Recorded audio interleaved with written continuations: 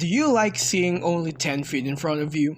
What about getting harassed by cliff racers? Or dealing with the diseased locals? If that's your shtick, then welcome to Silent Hill, Morrowind Edition. In the Morrowind Edition, you play as the Imperial schmuck, Harry Mason, who gets conned by his adopted granddaughter, Cheryl Alessa Mason, to travel to the tourist town of Silent Hill. Unfortunately, Silent Hill is found in the Ashlands, near the Red Mountain in the island of Vardenfell. For those who don't know their geography, Vardenfell is found in the region of Morrowind, very far for someone who lives in Imperial lands. But that's not the worst part. Due to its location, the town is always beset by ash storms, limiting everyone's visibility. That's not all. Every now and then, the dweller of Red Mountain, Dagoth, arbitrarily decides to give Silent Hill a modified and arguably overkill version of the Blight, which is basically a red ash storm with a curse. It's so bad that it turns the town into a shitty Ashlander camp with archaic infrastructure and the color brown. And let's not forget the locals. But we'll get into that later. Story. Due to a certain Imperial's bad driving skills, Harry and Cheryl's carriage crashes into Silent Hill. Getting bored, Cheryl leaves the crash site while Harry sleeps. Harry wakes up, notices she's gone, and tries to look for her as the town experiences one of the worst ash storms in its history. What's worse, Harry also experiences the dreaded Blight, painting the town brown. He also gets to meet the natives, or rather, what's left of them. See that small kid there? He's infected with the corpus disease and ash blight, turning him into a mindless monster. If that's not creepy enough, I would like to tell you that there are no kid NPCs in Morrowind. So what the fuck? After experiencing all of that craziness, Harry realizes he got conned by his adopted daughter. He decides to look for her so she could get a proper scolding. During his travels, he meets the fellow Imperial, Civil Bennett, a member of the Imperial Guard who entered the town to get shelter from the ash storms. Michael Kaufman, a Breton who has been hanging out with too many furries, Khajiits, and has been peddling moon sugar to the townsfolk.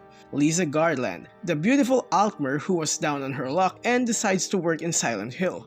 And Dahlia Gillespie, a crazy Almalexia wannabe Dunmer that wants to get into the good graces of Dagoth. Spoiler alert, she fails. In the end, Harry finds out that Cheryl tried to escape his fatherly wrath by going with the crazy woman. Coincidentally, this overlaps with Dahlia's goal of using his daughter as a sacrifice for a ritual that would open the Plains of Oblivion. Why? So she can finally get noticed by her senpai. What an attention whore. Luckily, his trickster of a daughter isn't dumb and knows the woman is batshit insane. So before Dahlia can even enact her plan, your daughter summons a Daedra that kills Dahlia. Good job, kid.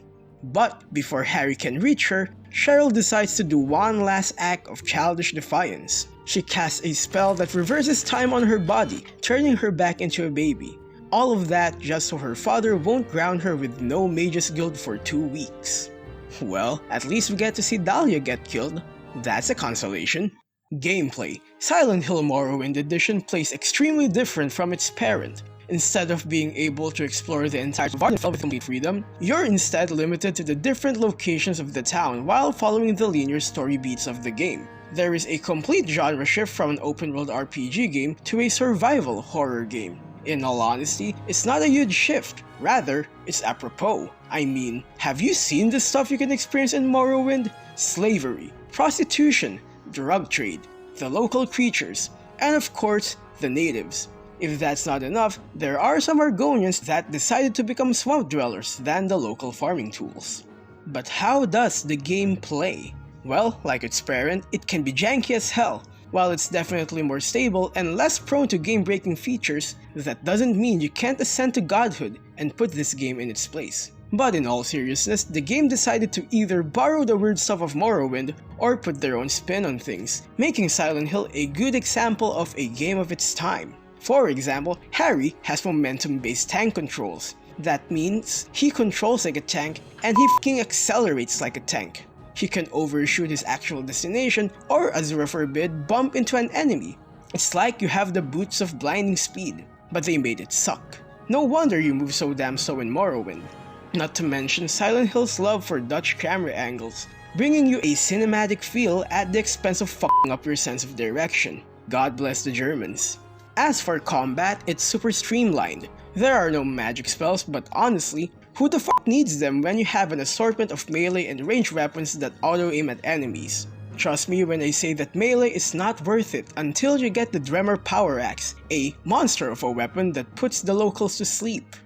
Permanently. And if that doesn't tickle your fancy, then there's a collection of ancient Dremor crossbows that are horrifyingly efficient at dealing with enemies. Honestly, the only thing missing is the mystical Akavirian Armament number 47, a weapon so dreadful that Bethesda has never put it in a game to this day. The enemies are a joke. Yeah, they shock you the first time, but honestly, they can only scare you so much. And just like any other beloved enemy found in Vardenfell, they stop becoming local threats and start becoming irritating nuisances. This also applies to the bosses, who are the epitome of big and weird, yet easy to kill. Just pop a certain amount of bullets and they die, and this is without any combat mods on. The puzzles, or whatever, just expect to backtrack every now and then, and learn the map. Trust me, it will save you the headache. Graphics. Presentation-wise, the game isn't half bad. While it doesn't have the same graphical fidelity of its parent, it makes good use of what it has and what it can do. That said, I'm surprised that it doesn't have the stiff animations and weird body angles that Morrowind has. Good job, Silent Hill. The ash storms aren't that bad. Yes, I know I contradicted what I said a few minutes ago, but honestly, you can barely see anything already. Do you really want to see even less? The game can be pretty dark. I suggest ramping up the screen brightness, turning on every light in the room, and even turning on the flashlight in-game. Sure, it makes you more susceptible to enemies, but that is a risk I'm willing to take so I can appreciate the damn shadows and textures this game has. Music. Unlike Morrowind, Silent Hill can be pretty quiet and for a good reason. It makes you feel a certain amount of dread and loneliness, just like exploring your first Dremor ruins. In fact, I'm happy that it barely borrows any music from its parent. Can you imagine hearing some of the epic, kick-ass, and arguably whimsical tracks of Morrowind while walking around an abandoned, dilapidated school? It would be awesome, but it ruins the mood. And if you don't believe me, I took the liberty of putting some of the tracks on my recordings for a theoretical experience. Have a listen.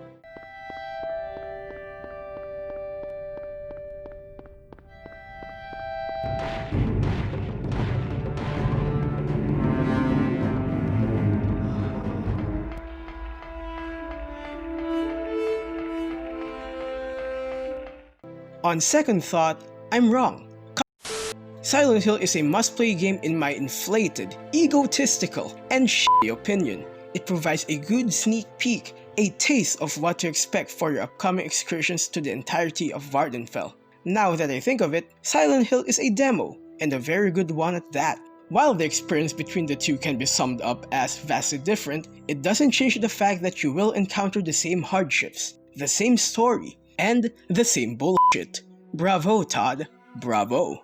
The actual review will be released a few weeks later, so stay tuned for that bullshit. Thank you for watching, and I'll see you in the next video. Hi there, if you like the content, please subscribe as it helps the channel. If you want to hear my thoughts on games or for channel updates, follow me on Twitter at KenAthomos. I also have a Ko-fi page if you want to further support the channel. Ko-fi support will be used to further improve the technical aspects of the channel. Thank you for the support. Take care.